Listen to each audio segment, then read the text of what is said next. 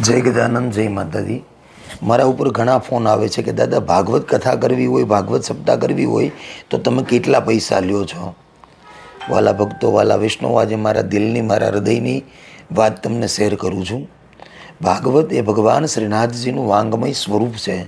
भागवतना 18,000 श्लोक, 12 स्कंद, 335 अध्याय ए भगवान श्री कृष्णना स्वरूपનું, સામર્થ્યનું અને સ્વભાવનું વર્ણન છે। એને ક્યારેય કોઈ વ્યક્તિ ખરીદી ન શકે અને વેચનાર વ્યક્તિ ક્યારેય પણ ભગવાન શ્રી કૃષ્ણને પ્રેમ ન કરી શકે। ભાગવત છે એ વેચવાની વસ્તુ નથી, વહેંચવાની વસ્તુ છે। એટલે વેચવા માટે અમે નથી બેઠા અને અમારી કોઈ એવી સત્તા કે શક્તિ નથી। અમે તો ભગવાન શ્રી કૃષ્ણના એક દાસ છીએ, એના સેવક છીએ। અમે એની ગાથાને, એની કથાને, એના ગુણગાનને વહેંચી શકીએ છીએ। વેચતા અમને નથી શીખવાડ્યું અમારા ગુરુદેવે। ભાગવત જો તમારે કરવું હોય ને તો તમારા સામર્થ્ય પ્રમાણે કરો, તમારી શક્તિ પ્રમાણે કરો। એની કોઈ કિંમત ન હોય, એનું કોઈ પેકેજ ન હોય।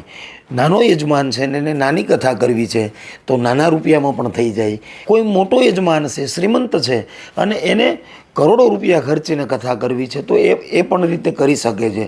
તો તમે જેટલું પણ તમારી પાસે સામર્થ્ય છે એ પ્રમાણે તમે ભાગવત કરી શકો છો।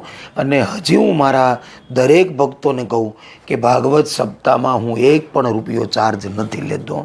મારા યજમાનોનું જે સામર્થ્ય છે અને એ જે મને ભેટ આપે છે, જે દક્ષિણા આપે છે, અમે એના જ અધિકારી છીએ। અમે ભાગવતની કિંમત ન મૂકી શકીએ કે લાખ થશે, 2 લાખ થશે, 5 લાખ થશે, નહીં।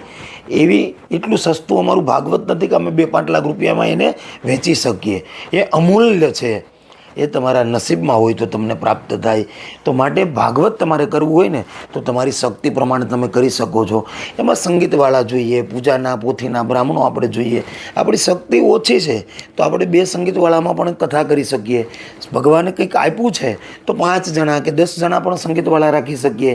આપણે 1 બ્રાહ્મણને પણ પૂજામાં રાખી શકીએ, 11 બ્રાહ્મણને પણ પૂજામાં રાખી શકીએ।